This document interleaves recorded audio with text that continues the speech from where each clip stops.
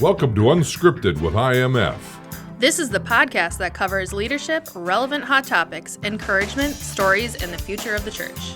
This is a space for ministry leaders to learn how to ignite change and inspire growth wherever you serve, because IMF exists to serve those who serve others.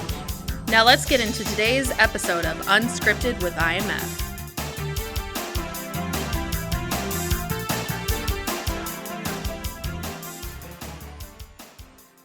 Well, hey, IMF family, I'm here today with my friend, Greg Ligon. And Greg, just so you know, Greg has been a personal influence on me for well over a decade, ever since back when you were with Leadership Network. And had a big influence on me as I was part of a next generation pastors group. That's before I had all the gray hair that I have now, by the way. And I was a young and upcoming pastor. I'd like to think that I'm still a pastor. Well, I know I'm still a pastor, but the young part, that ship has sailed a while ago.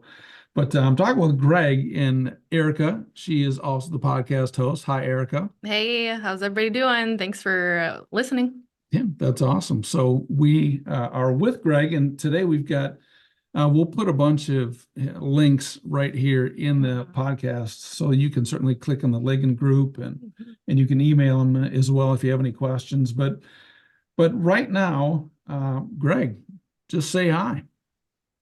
Hello, John. Good to be with you. And Erica, nice to meet you today. And I love John. I love your church. I love the work that you're doing with International Ministerial Fellowship as well. And it was a real pleasure to have some time with you today.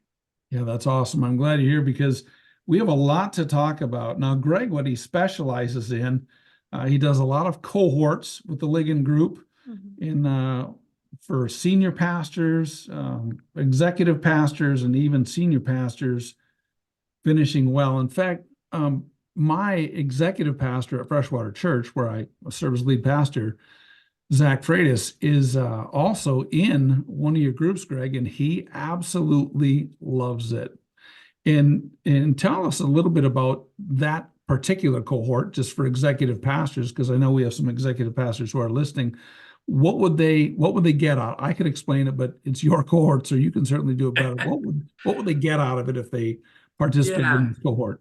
Yeah, sure. So, the cohorts are really built out of my experience, as John mentioned earlier, about his involvement with Leadership Network. And so I was a part of that organization for 25 years. And that was really a foundational piece of our work. It's really primarily built around these principles of peer learning and mentorship. And so the cohorts are 12-month programs. They involve 10 to 12, in this case, executive pastors. I have a couple of mentor executive pastors who have been in the game a little bit longer, have some expertise and experience and wisdom and gray hair. And not all of them have gray hair. Some of my mentors would be offended if I said that, but they're a little bit further down the road. And so it's just a time for the leaders to be together to learn. We focus in on what are the challenges that they're facing, as well as the opportunities that are kind of laying out in front of them that they may not have a thought or strategy on how they're going to address that. But really just resourcing them with one another and then with other leaders that are a little bit more seasoned further down the road. Yeah, and that cohort model is so beneficial. The peer learning, you guys really introduced me to that years ago. I mean, because usually you go to a seminar, you learn something out of a seminar, you gain one or two things maybe, and a lot of it doesn't apply. But in your groups, I mean, you got to ask people questions, and people who are at the same stage, same position. It's awesome. And I know I just love that peer-to-peer learning. It was so beneficial. Yeah. One of the things that I would say about those, that based on your response to that, was you go to conferences. This is no conference, you know, and so the thing I think that it really makes one of the distinctives of our cohort model is the fact that they're incredibly action oriented. So John, you know that when you left one of our meetings, you walked away with an action plan, and in between the in-person meetings, we were checking in and saying, hey, what's the progress? And so it's action oriented. That really helps. Our experience has been, it helps leaders really drive to results in a more rapid way. That's good. And some of the guys that I was with, I'm still friends with today. Like we have a sister church Lake Point Church down in Arkansas, and that came. I was with Greg, different Greg, Pastor Greg, down there, and we just went down there again this summer. They're coming up here next summer. I mean that those are lifelong friendships. And Jaime, he's pastoring down in Texas, just killing it with some multi-site, and his church is just growing like crazy. So yeah, That's cool. It's really cool to see and be a part of that. And you also do consulting with Smart Succession. We're going to talk about that in a minute, and multi-site and what's next strategy, as well as your coaching. So let me just dive into some questions that I have for you. What do you think is the most important thing that churches are facing today? I know it's a broad question, but what is it that church is like, okay, this needs to be on your radar, Pastor? Yeah, so I think probably one of the biggest things that people are feeling and experiencing and trying to navigate are some of the tensions that were, have been there for a while, but certainly were amplified during COVID, and just some of the cultural tensions that lie there. I know that I work with a lot of senior pastors, executive pastors. I do a weekly call with many of them, and particularly during the COVID days.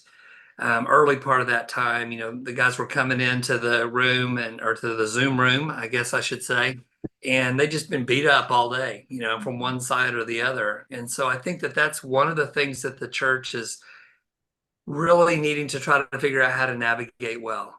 How do we not become a church that is on one end of the political spectrum or the other?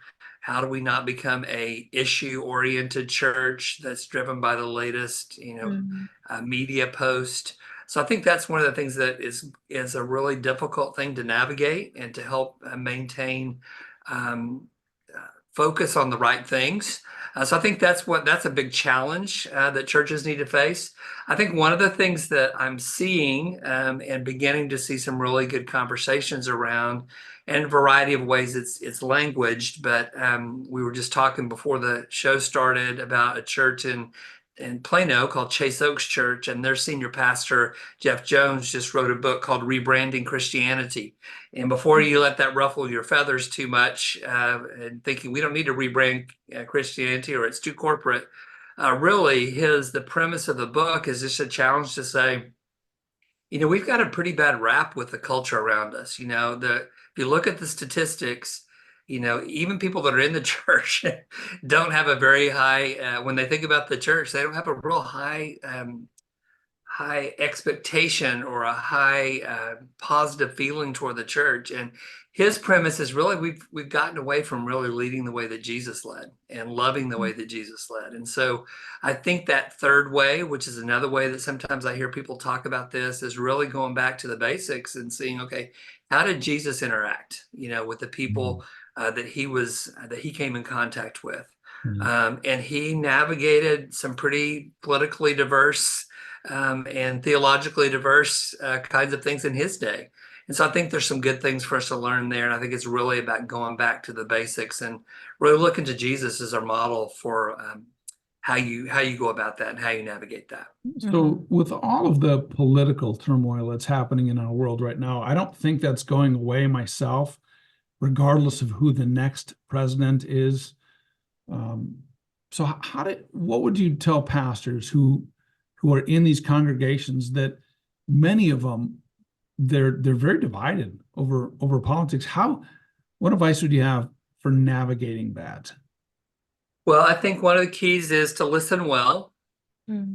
And I think the other key is to have a firm understanding of who you are and what you believe. And as you then enter those conversations, it gives you the ability to not feel tossed to and fro by whoever you're in the room with. But also you create this listening posture that gives, I think part of the challenge is that people don't feel listened to. I mean, because nobody's talking to each other, right? I mean, you're either on one end of the spectrum or the other, nobody's talking to each other. And so I think that that's one of the best ways a pastor can lead in this context, is create spaces to listen, not stick your head in the sand. I mean, these are very real issues, and some of the things that are most politically and theologically hot issues are things that families in your churches are dealing with. Mhm. We just did working with the church on their succession process, and one of the things we do is we do these focus groups, and one of the things we're asking them to identify, different people to identify, is what are the greatest challenges you feel like are Right. facing the church or facing you, in the context of your church. And we just did a series of these last weekend, and we breaking them up by age demographics. And it was interesting as you walked through the different age demographics. Some of the issues, particularly around sexuality, were huge in these people that are in the 30s and 40s because they're raising families right now. Right. And they're trying to, their kids are being taught one thing at school and they're here. So we have to create spaces to listen and not stick our head in the sand, listen, and then also be confident, about your position on things. And see it not so much as a position. I almost even hate to use that word, but it's a biblical perspective and understanding of truth. And so one of my colleagues, a guy named Bruce Miller, who you probably know, John, Yeah, uh, good guy. talks about gracious orthodoxy, Mhm. which I think is a really great phrase. It's about, staying true to what we know to be the truth of Scripture, allow that to be our guide. But also, we have to live with grace, and it's not grace or truth, and it's not 50% grace and 50% truth. Right. It's grace and truth 100%, Mhm. and that causes us to have to depend on the Holy Spirit and on God to really be our guide. Right. So Andy Stanley wrote that book called Not in It to Win It. And that actually, in our context, was very divisive in and of itself, as people didn't like that. And it has been a tough season. I mean, you go from navigating COVID, where nobody was happy about anything, to now navigating the political spectrum, where again, nobody's happy about everything or anything, and people are angry and upset, and that has crept into the church. And I would agree with you that listening is good, and it's huge. And I think, and what would you think? I think pastors have to just be okay with managing the tension. It's not a problem to be solved, but it's more of a Sure. tension to be managed. Mhm. Thoughts on that, Greg? Yeah, totally. That's a great way. Those are the words I often use a lot. It's some of these things are a tension to be managed. You're not going to resolve it. I mean, some of these issues, I mean, they have a different face on them, but they're issues we've been facing for decades and centuries, and some of them, I mean, I'm just in the process of this completing my read through the Bible again this year. And I just was so reminded of, the Old Testament. You read through the Old Testament, there's nothing new under the sun, right? Some of the stuff that we're reading about in our papers today, if they'd had papers in that day, they would have been right in the middle of it.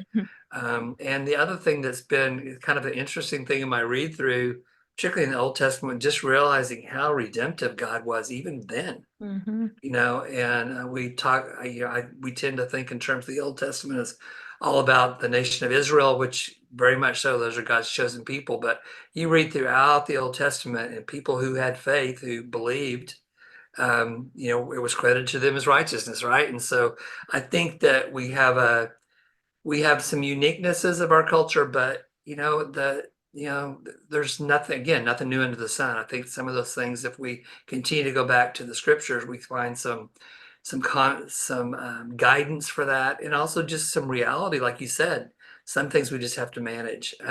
It's the weight of the role of the senior pastor. Mhm. When I'm working with churches, senior pastors who are in the process of beginning to think about the next season of life, one of the questions I always ask is, as you think about not being in the lead pastor role in that seat, what's the thing that you're most look forward to? Mhm. And 99% of the time, it's some version of I look forward to not having that weight. There's this weight that I just don't Wow. think you Mhm. understand Wow. until you sit in the lead pastor seat. And it's a unique thing. It comes with the calling, I think. And I think it's important for healthy leadership to, one, understand that, and then to create healthy boundaries for yourself and tools for yourself and resources and community for yourself that helps you to not have to do that alone. Mhm. which is going back to what you're talking about, the cohort at the beginning. Some of those guys are your friends still. That's key. You got to have people that are also feeling that weight, Right. Yeah. No, that is huge. Very much is huge. So, kind of on that same topic, as we navigate this tension and manage it, discipleship. Now, discipleship, we know that COVID really kind of slapped churches in the face, and churches realized, and I know I read some of this right out of your monthly, that the newsletter that you send out, the white papers or whatever you want to call it, that I know you do with Dave Travis, and I love getting those. But we know that the state of discipleship in the church, COVID made us realize we're not doing a very good job of discipling our own people, because they always brought their kids to church or their youth to church or they came to church. And what would you say the state of discipleship is now? Has it taken more of a priority post-COVID? I think COVID amplified the reality that even before COVID, when I would work with churches and I'd ask what their greatest challenges were, the first one was always leadership. I mean, that's always, find them enough leaders that get us and understand us, that for the mission and the vision that God's given us. So that's always the number one. Second, I was beginning to hear a lot was about discipleship, and the models just don't seem to be working. I think we went through a period of time where everything was so information based that we lost the transformation side of discipleship. And, people are messy, and they don't, operate from step one to step four, from lesson 1 to lesson 4, at times. I think back to when I was doing college ministry, and I had a young man who had grown up in a denominational church that I'm a part of that is, even back then, was not known to be all that discipleship oriented. There was also some theological things associated with that as well. And he was very involved in our ministry, got involved in a small group. He's one of these kids who had been, he got involved in everything when he got there. So he was also going to another one of the non-denominational student ministries. And it was interesting. I was having a conversation with him, and he said, yeah, I went, and they said that I needed to go to this freshman study that was book 1. And he's like, I did this book 1 stuff whenever I was in junior high. And like, nope, that's what you have to do. Yeah. So I just say that it's like this, there was a lack of sensitivity to really, again, going back to listening at some level, is understanding where people are and helping them figure out how to take that next step. And so I think that that's the kind of thing I'm encouraged. I'm beginning to hear people talk about that and talk about how do we help people understand where they are and take the next step for them personally. I think one of the things that was a real disappointment to me coming out of COVID was, when we first, that first 6 or 8 weeks, people were scrambling, and you were figuring out how to get your worship services online, and you were figuring out how to do some other stuff. And really, there was a lot of engagement, a lot of creativity in terms of how we could use online to help disciple people. And then, it wasn't more than about 3 months, and many churches began to be able to go back into their buildings, even if you didn't.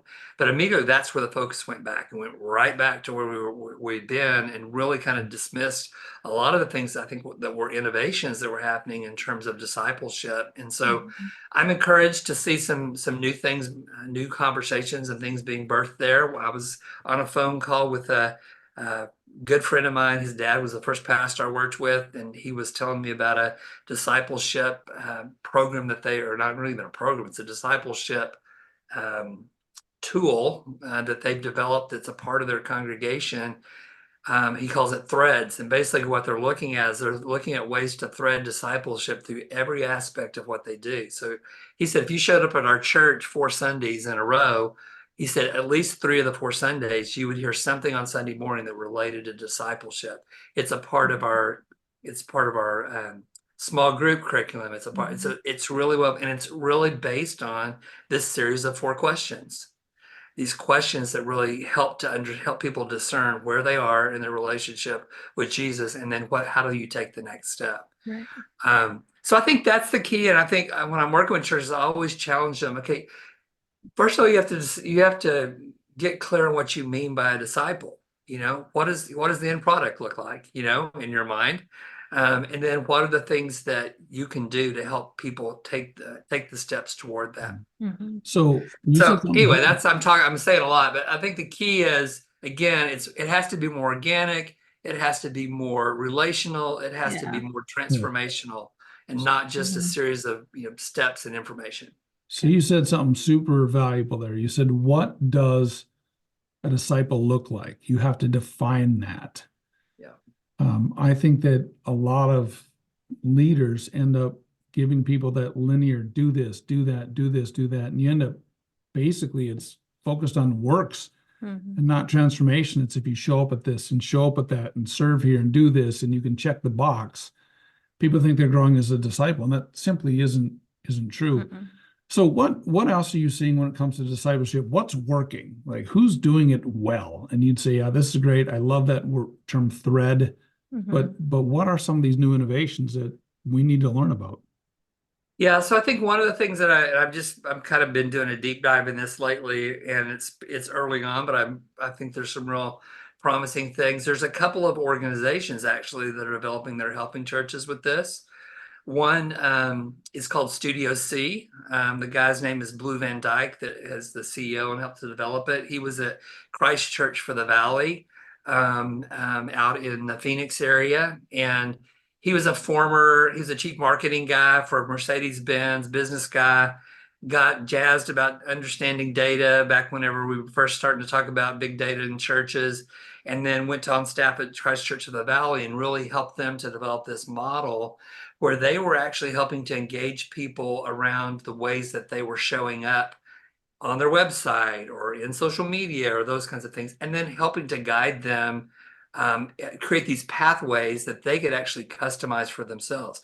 So they developed that at Christ Church of the Valley, and now they're doing that for churches and working with them. And so, they're able, again, goes back to going back to defining what you want what a disciple looks like.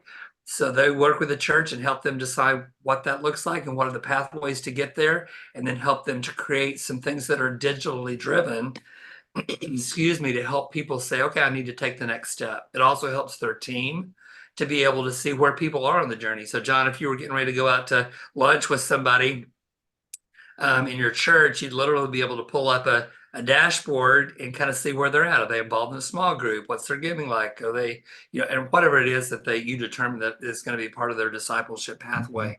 There's another organization called Apollos. They were actually, was kind of birthed through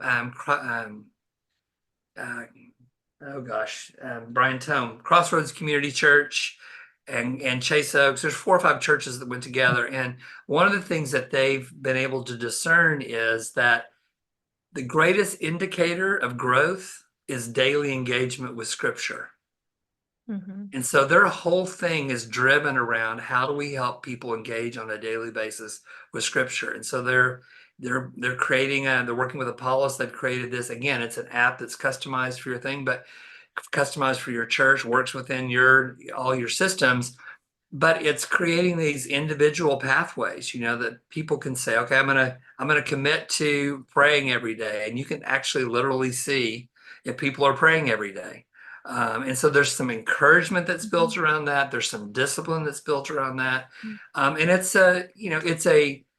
just because everybody's praying every day and writing a journal comment doesn't mean that they're growing. Right. But it's the greatest.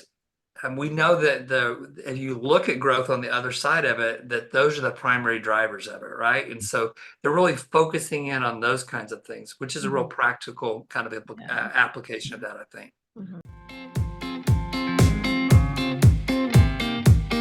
Did you know that IMF offers the ability for you to complete continuing professional education credits?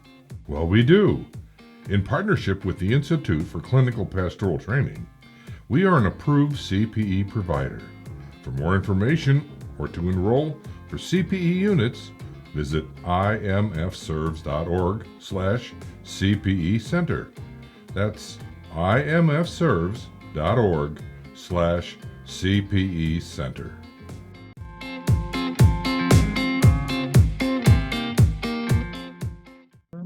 Do churches even measure discipleship?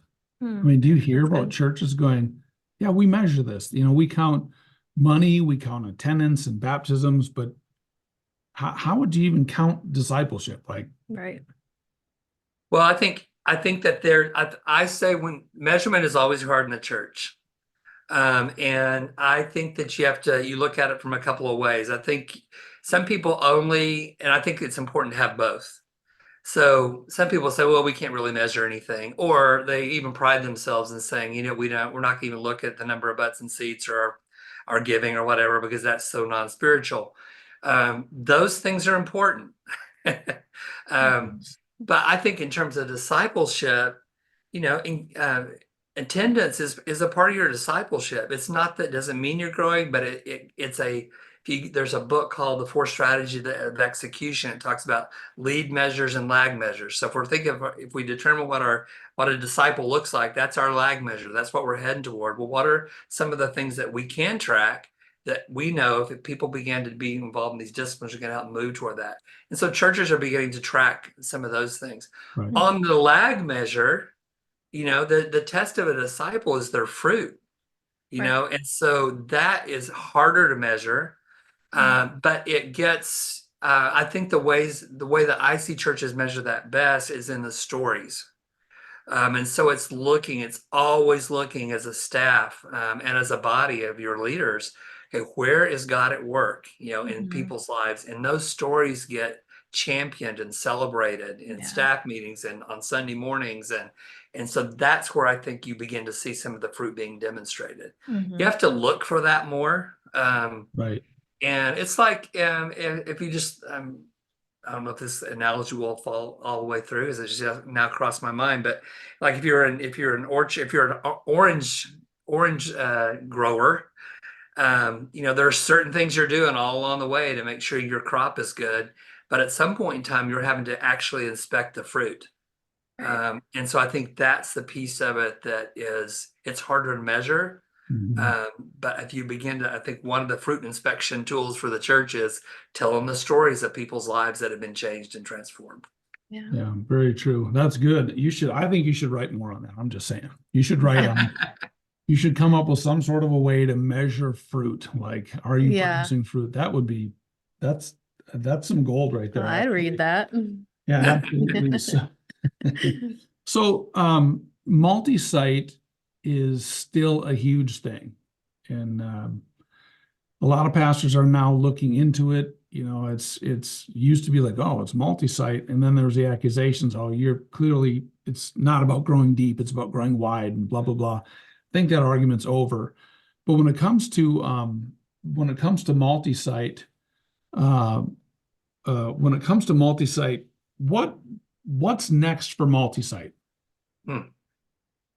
Good question. I think it's finding its way right now. Some of the things are very consistent, just in terms of models. I mean, one of the things that a lot of the questions I get are, do the video things, really work? We're in this culture, or maybe that's all that can work because nobody wants to come to church anymore, whatever. The reality is, every time we do the research, it's still about a third of the churches that are doing multi-site or video exclusively, a third are live teaching exclusively, and a third are some combination. So I think in terms of that piece of technology side of it, there's not a whole lot that's new. I think the thing that I'm beginning to see, a couple of things I would say. One is there are beginning to be some models that are a little bit more of a micro church model. And so I'm seeing some success with that. Dave's actually working with a church in Mississippi, Venture Church, and they have these micro churches, and certainly has become a part of who they are and how they operate. And so I think there's some other models of that. So these kind of smaller opportunities. Manna Church, Michael Fletcher, they're a church that's based in Fayetteville, North Carolina, military base. And so Michael always says, in order to stay flat, we have to add 1,500 people every year. So because they've got people rotating in and out. But one of the things that they've begun to think about is they figured out how do we how can we do this, what we've experienced here at Manna Church, and begin to take this into smaller settings. And so they have a vision that they're going to have a campus at every military installation in the world, U.S. military installation in the world. And they're doing that by doing, in some cases, doing microsites, where it's a small body of people that are on a base. Yeah. So I think that piece of it is. I think the other thing that's new in multi-site is beginning to see this model of what I would call family. Some people call family of churches.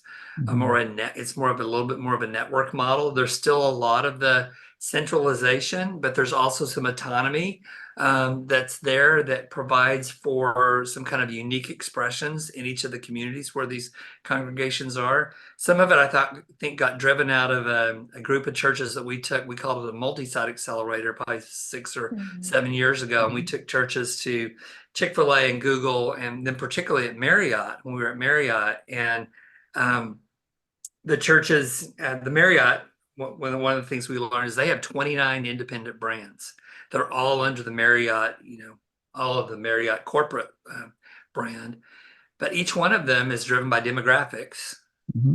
So they've got, and not just age demographics, but all kinds. So if you're a business traveler or you're a millennial, they have 2 independent brands that are for millennials. The other thing that's interesting about that experience was that the only properties that they own as a corporation are their Ritz-Carltons. Everything else is a franchise, or it's owned by an owner-operator, and they maintain the consistency of the brand through the owner-operator agreements, down to even refreshing the facilities and how those decisions are made. And so I think there's some applications of that are trying to find their way into the church. And there are a couple of churches that I think are doing that really well. So that's another thing I think is unique. I think campus pastor, some of the principles are saying campus pastor's king. If you don't have a great campus pastor, it's really hard to make it work. And I think the other thing that's still pretty central is you have to see this as not just another program, but it's a central part of who you are. It becomes a part of your identity as a church. We aren't just a church with a campus, but we're a church of campuses, even if you just got one other campus, because it really changes the complexion of all the conversations you have in terms of leadership and strategy and resource allocation and all those things.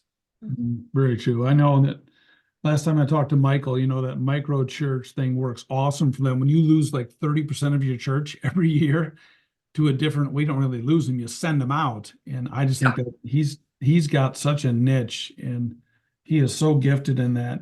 So what resources would you recommend for churches that are just starting to look multi-site, that you would say, hey, this is a great resource now? Yeah, well, shameless plug, the books that I wrote a decade ago now are actually still very applicable. Multi-site Church Revolution, the Multi-site Church Road Trip. In fact, Road Trip, probably some of the things that are in there are actually we were ahead of our time. Yes. And there's some of the things that are actually finding greater application even in these days. There's also another book it's actually 6 or 7 years old, but it's getting some kind of new traction, called Multi-Church. And it has some of the thoughts that they have in there are kind of coincide with some of the multifamily, kind of church resources. So those are some books. There's not a ton of actual training events that are going on. Like I said, I do some consulting and coaching with organizations that are starting campuses, or they're at a place they have 4 or 5 campuses and they're trying to figure out how to take it to the next level. So I'm always happy to talk with folks about that as well. Yeah, your books they were super helpful for us, when I read them, and we went multi-site back in 2013. And ironically, our campuses are only 4 miles apart. We just ran out of space. And due to COVID, one of ours is a learning center now, and the other one we do 4 services at, and it's too full, which is a good problem. So we're trying to build, but we're also looking at adding another site. And so I have to revisit your books yet again, because I forget things, and like, okay, what do we do, and how do we figure this out? And so absolutely good resources. So let me jump topics here a teeny bit and say succession planning. I mean, I'm 54, being honest here, I'm 54. And at what age should someone think about succession planning? Is there ever, this is too early or too late? That's good. I think you're kind of in a sweet spot I mean, that's where most of I think what's beginning to happen is we're beginning to see people think about it at age 55, 56. From a leader's perspective, they're beginning to feel it a little bit. And begin to think, okay, yeah, I've in particularly in large churches, you've led a lot of capital campaigns and you've led a lot of initiatives and so there's some part of them that's feeling like there's a sense of it's a time to kind of move to the next season. I think the other thing that's a part of that is, the church, we want to continue to allow the leadership of the church to grow younger. And so I think that's part of the part of the equation. So from a leader's perspective, I think those are some of the things they're feeling. They're feeling a little bit of a tension of calling to feeling like maybe there's something that they want to do in the next season of life. And also this commitment to wanting to make sure that the leadership of the church grows younger with the church so that we can still continue to stay relevant. I think those are the perspectives. I think from a leadership, from a governance side of the church, that should always, in some ways, succession should always be on the table, and early on, you need to have an emergency succession plan. So you're like, okay, if John, people always use if John gets hit by the bus. I like to use if John wins the lottery and decides he doesn't want to work anymore, then what are we going to do? What's the plan look like? And so those issues those should be on the agenda of a governance team and reviewed on an annual basis. But in terms of thinking about the next leader in a transitioned way, age 55, 56, 57, right in there, that's the sweet spot for people. Yeah. And, I would have, years ago when I first started ministry, I would have thought that for pastoring a large church or leading a large organization, there would be tons of applicants and it would be easy to fill. And I have found the opposite to be true. I've been now on search committees for colleges, for new presidents, and for denominational leaders. And once you get to a certain size, especially in a larger organization, there are not that many leaders who can step into that. So pastors, if you're listening to this and you're at that age, you need to start looking now, like putting your plans together. You can call Greg, you can reach out to him. He will help you do that. That is absolutely important that you do, because one of the worst things is that a pastor leaves, doesn't really plan it well, and the church declines. Like all of that momentum just stops. Yeah, I think that's the reason it's important to think about it sooner rather than later, because if you're in when it's time for you to transition, you have a great story there at the church. There's a lot of wonderful things that have happened, and what we're really talking about when I work with the church on succession, I'm really helping them to think about several things. One is the leader's future, right? So what are you going to do post the time? In some cases, in many cases, larger churches that we're working with, if they're a founding senior pastor or if they've been there for 25 or 30 years, oftentimes there's some kind of an ongoing role that might be a part. In other cases, it may be like what you're doing, John. You may move from being senior pastor to do even more fully what you're doing with ministerial fellowship. But what's the leader's future look like, and helping to navigate that? And then also, what's the future leader need to look like? And that's really driven primarily by understanding the church's story, and then also beginning to think about what it's going to look like 3 years after you're no longer in the lead pastor seat. And kind of the knee-jerk response that most churches have is, hey, John, he's been amazing. He's great. Let's go get us another John. Right. And that's oftentimes not what's needed. Right. You're the guy who started the church. You're the guy who grew the church, and it may need a different kind of leader with a different skill set. And so that's the reason it's important to begin to think about this, not just when you're ready to hand the keys over and you're having to, all of a sudden you say, hey, I'm leaving, and I'm going to be, this is my, last 6 months or whatever. Good luck. You want to really help the church transition well as well. Yeah, and So that's anyway, important things that usually, are a part of succession. And it's important. It's also probably one of the top issues facing the church today, just in terms of the sheer number of churches who have senior leaders who are reaching that typical retirement age. Mm-hmm. that's a lot. It's the age of the pastor is certainly getting older, and yeah, it's crazy.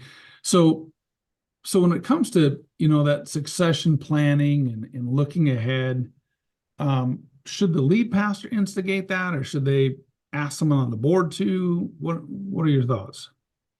I think it's important for that conversation to happen with the lead pastor. And initially, typically what happens, this is the pattern that happens.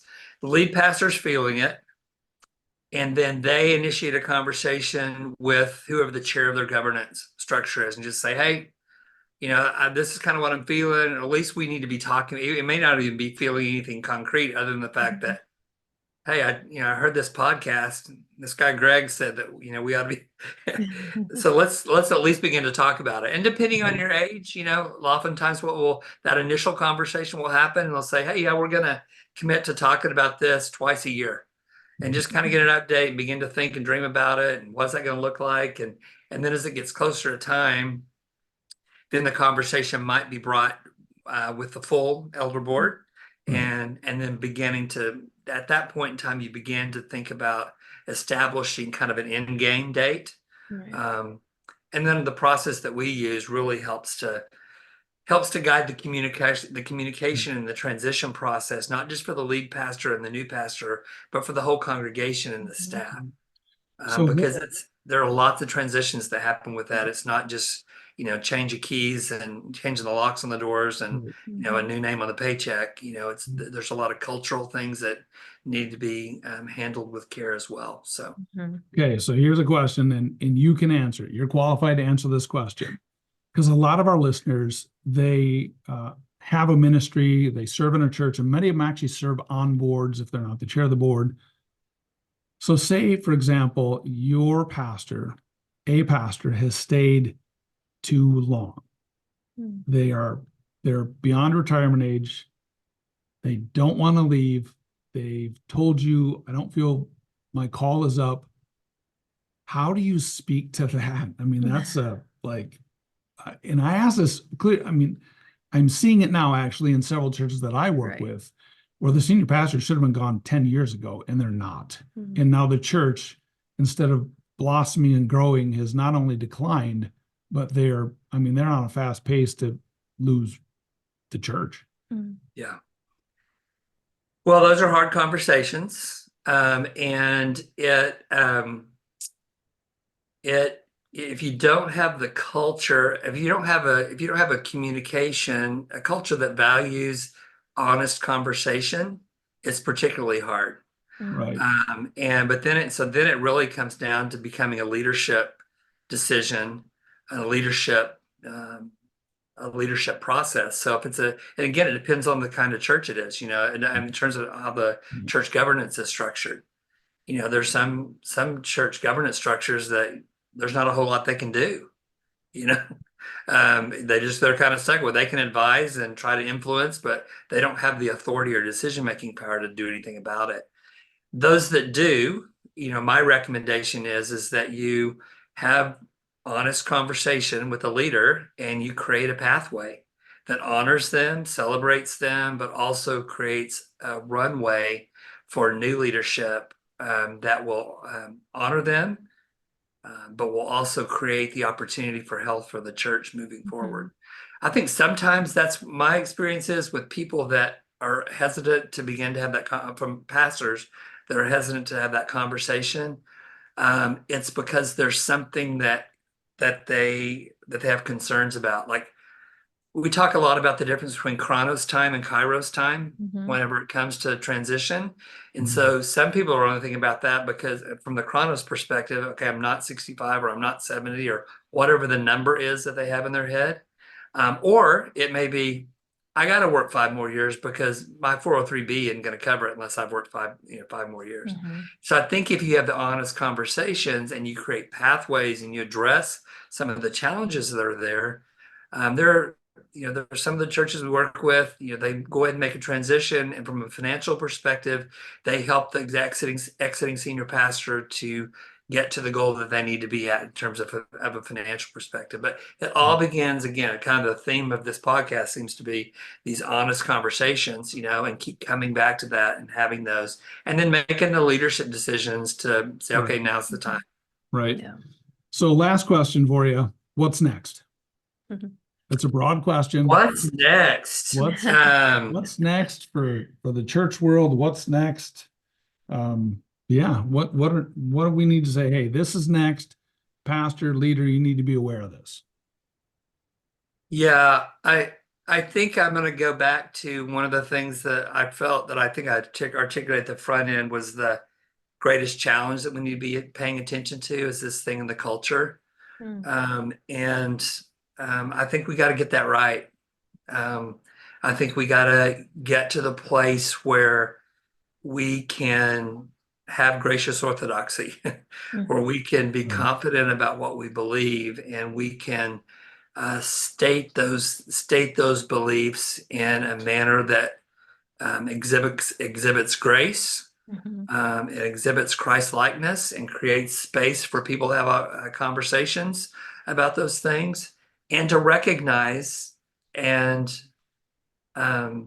not try to avoid the fact that there's going to be some challenges and persecution and grief that's going to come with that. I think we just have to really lean in to who we are as the church and who we are as believers, and try to be Jesus. Yeah. Amen. Yeah, that's awesome. So, Greg, thanks for being on the podcast today. You are a personal friend, and I appreciate you as you poured into me over the years, and you helped me become the leader that I am. Well, and I say that with all sincerity. You have had a big influence in my life, and so it's a great joy for me just to be able to spend time with you and get your thoughts on what's next, what's coming. And I want to encourage all of our listeners, if you want coaching, consulting, contact Greg. We'll drop his contact here with the link. You can reach out to him yourself. You want to join a cohort, look into some that they have to offer. It's fantastic. Or anything that he's printed, even to get on his newsletter that comes out. Make sure that you sign up for that. So, Greg, again, from Erica and myself, we say thank you for being on the podcast. Thank you, Greg. Thank you. Really appreciate it. Thank you for listening today.